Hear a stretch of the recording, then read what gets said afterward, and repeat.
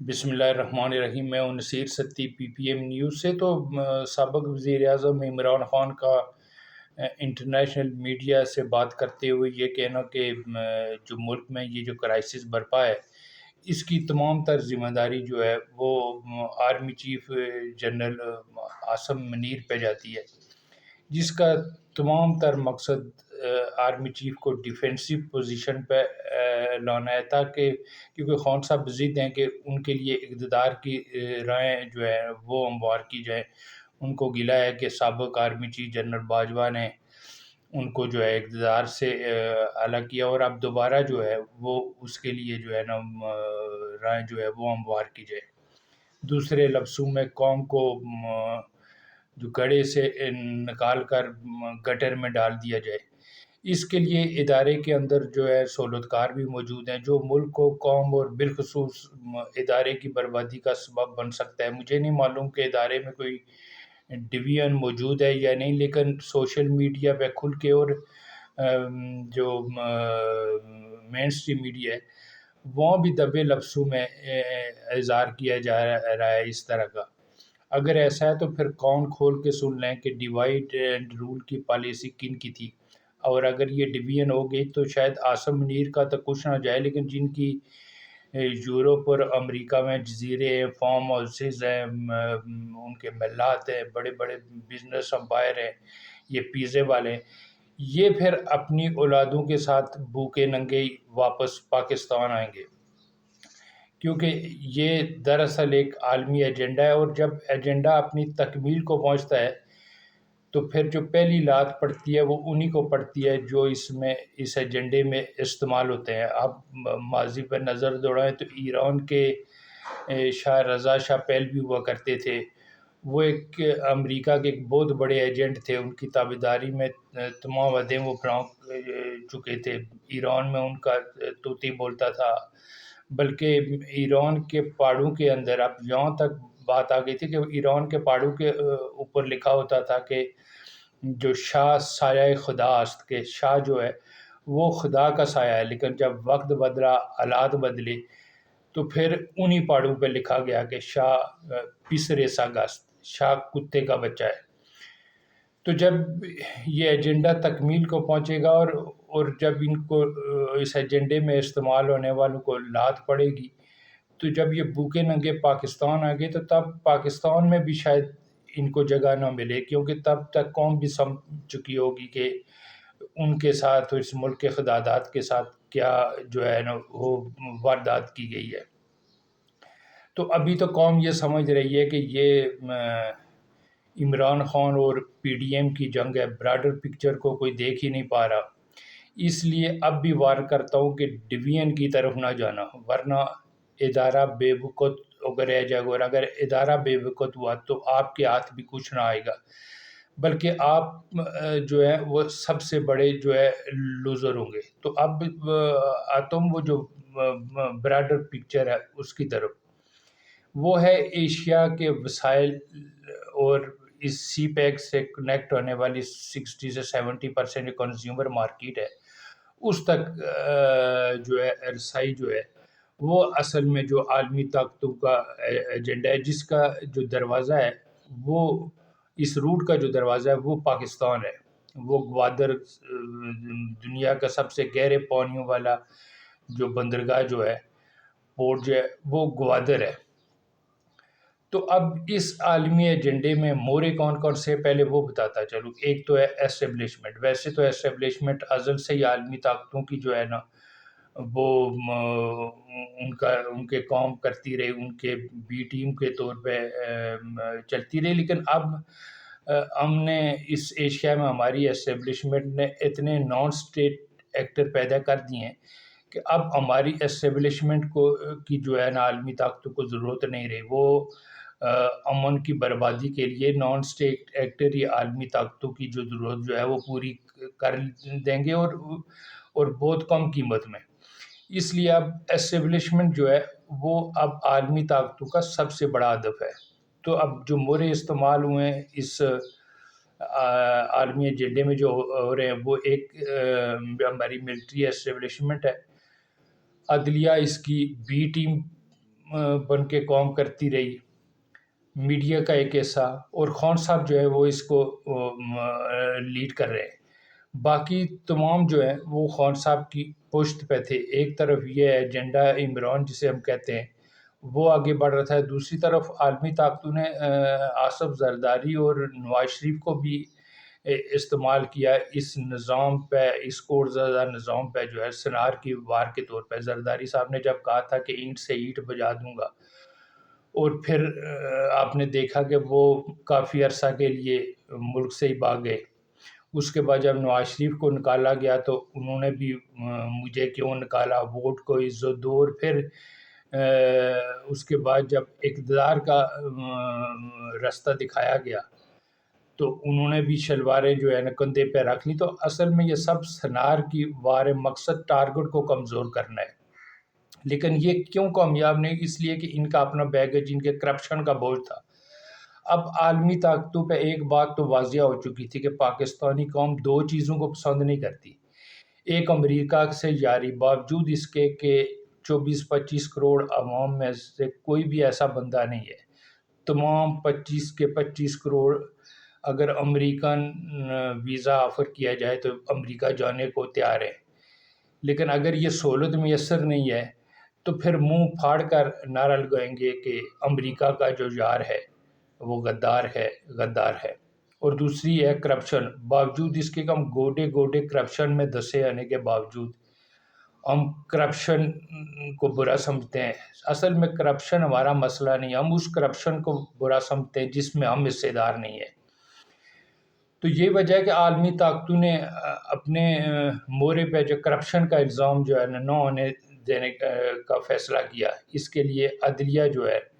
وہ جو پہلے اسٹیبلشمنٹ کی بی ٹیم بن کے کام کر رہی تھی اسے اے ٹیم کے طور پہ آگے لانے کا فیصلہ ہوا، اور یہ مشرف دور میں ہوا۔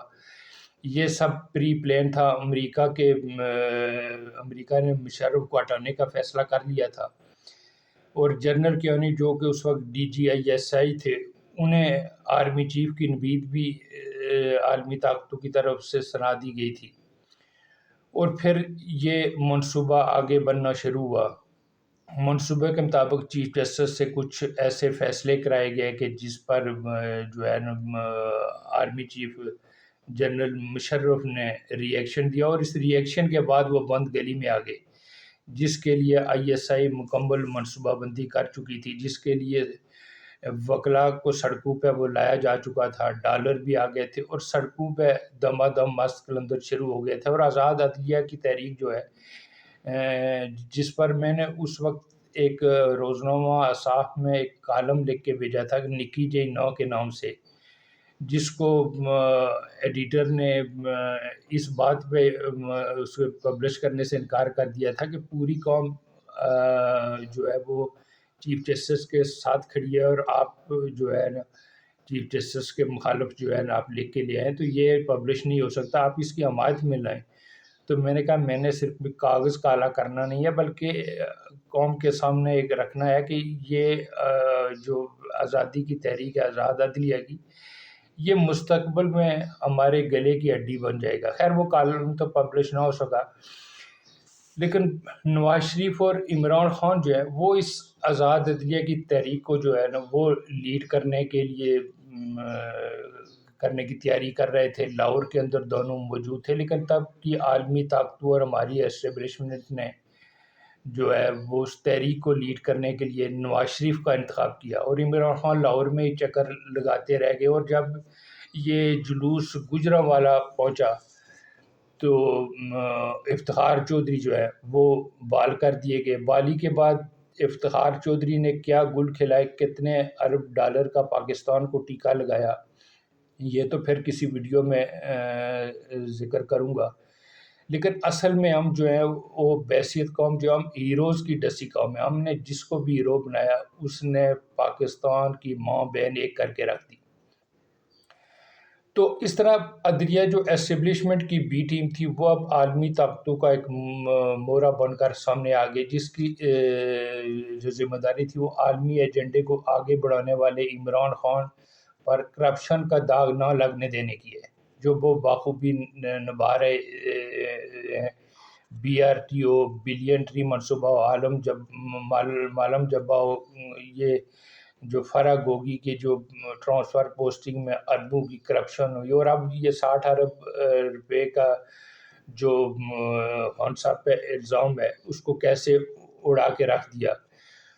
تو عدلیہ کے مضبوط ہوتے ہی اسٹیبلشمنٹ کے گرد جو ہے نا وہ گھیرا تنگ ہونا شروع ہو گئے، تاکہ ایشیا میں داخلے کے لیے دروازہ جو ہے وہ کمزور کیا جا سکے۔ اب میری دانست میں جو عاصم منیر ہیں وہ اس ایجنڈے کو آگے بڑھانے سے انہوں نے انکار کر دیا۔ شاید ان کو سمجھ آ چکی ہے کہ اصل جو یہ پروجیکٹ عمران ہے اس میں اصل ہدف جو ہے وہ اسٹیبلشمنٹ ہی ہے۔ تو ایجنڈا عمران آگے بڑھانے والے میں جو ملک کے اندر جو جن کو میں ویسے تو سہولت کار کہا جا رہا ہے، لیکن میں ان کو ادارے کے اندر جو موجود ہیں تو وہ سہولت کار نہیں بلکہ زندہ لاشیں ہیں۔ تو زندہ لاشیں وہ کیوں ہیں؟ وہ ایک احمد میر کے ساتھ ایک انٹرویو میں سابق کور کمانڈر بھی میرے خیال میں رہ چکے ہیں، 3 اسٹار جنرل تھے، جنرل شاہد عزیز، انہوں نے کہا تھا کہ آفیسرز کو یورپ اور امریکہ جو ہے وہ کورسز کے لیے نہ بھیجا جائے۔ جب یہ وہاں جاتے ہیں تو پھر یہ اپنا دل و دماغ جو ہے وہیں چھوڑ آتے ہیں اور صرف زندہ لاشیں ہی واپس جاتی ہیں۔ تو اصل میں یہ ایجنڈا بھی وہیں سے فیڈ ہو رہا تھا، اور پھر یہ زندہ لاشوں نے اسے یہاں امپلیمنٹ کرنا شروع کر دیا۔ تو خان صاحب کو بھی اس نظام پہ سنار کی وار کے طور پہ یہ استعمال کیا گیا، لیکن سہولت کاری کے سبب یہ وار اتنی زور کا پڑا کہ یہ سنار کا لوار کا وار ہو گیا، جبکہ لوار کا وار ابھی پڑنا باقی ہے، اور وقت بتائے گا کہ یہ لوار کا وار کوئی ہیو ناٹ میں سے لگائے گا۔ اب میڈیا رپورٹس کے مطابق سہولت کار جو ہیں وہ عاصم منیر کو جو ہے نا آرمی چیف کو وہ کمزور کرنا چاہتے ہیں تاکہ ایجنڈا آگے بڑھایا جائے۔ تو واضح کر دوں، اگر آرمی چیف کو کمزور کیا گیا تو شاید آرمی چیف کا تو پوچھنا جائے لیکن ملک کو قوم مکمل بربادی کی طرف چلا جائے گا۔ اگر اس ایجنڈے کا مقصد فوج کے وسائل پہ قبضے، اختیارات کا ناجائز استعمال، معاشی امپائر کھڑی کرنے اور مصنوعی لیڈرشپ مسلط کرنے تک محدود ہوتا تو میں بھی اسے ویلکم کرتا، لیکن اصل ایجنڈا کچھ ہو رہا ہے۔ اگر ہم نے 75 برس زندہ لاشوں کو برداشت کیا ہے تو پھر عوام کو اس پروفیشنل سولجر جو OTS سے، اب بہت سے لوگ کو شاید معلوم نہ بھی ہو، لیکن یہ جو OTS ہے یہ بہت مختصر مدت کے لیے یہ پروگرام لایا گیا تھا، آفیسر ٹریننگ اسکول۔ ویسے جتنے بھی آفیسرز ٹرینڈ ہوتے ہیں وہ ملٹری اکیڈمیوں سے ہوتے ہیں، تو یہ OTS کے جو تربیت یافتہ جو آفیسرز ہوتے ہیں ان کی منزل میجر یا میکسیمم کرنل تک ہوتی ہے، لیکن آپ جنرل عاصم منیر کے پروفیشنلزم کو دیکھیں کہ وہ 3 اسٹار جنرل تک پہنچے۔ 4 اسٹار تو خیر یہ تو حکومت کی صوابدید ہوتی ہے، وزیر اعظم کی صوابدید ہوتی ہے کہ وہ کسی کو بھی 3 اسٹار کو آرمی چیف لگا سکتے ہیں۔ تو اس آپ ان کے پروفیشنلزم کو دیکھیں کہ وہ 3 اسٹار تک جو ہے وہ جا پہنچے۔ تو ہم نے اگر 75 برس زندہ لاشوں کو برداشت کیا ہے تو قوم کو اب اس پروفیشنل جرنل کو بھی 3 سال کے لیے برداشت کرنا ہوگا، شاید ملک بہتر سمت کی طرف چلا جائے، اور اگر ایسا نہ ہوا تو کسی کے حصے میں کچھ نہ آئے گا، اور قوم بھی کو جو ہے نا وہ گڑھے سے نکل کر گٹر میں ڈال دیا جائے گا، اور پھر قوم دائیاں دے گی کہ ہمیں واپس گڑھے میں ہی ڈال دیا جائے، کم از کم وہاں بدبو کا یہ عالم تو نہ تھا۔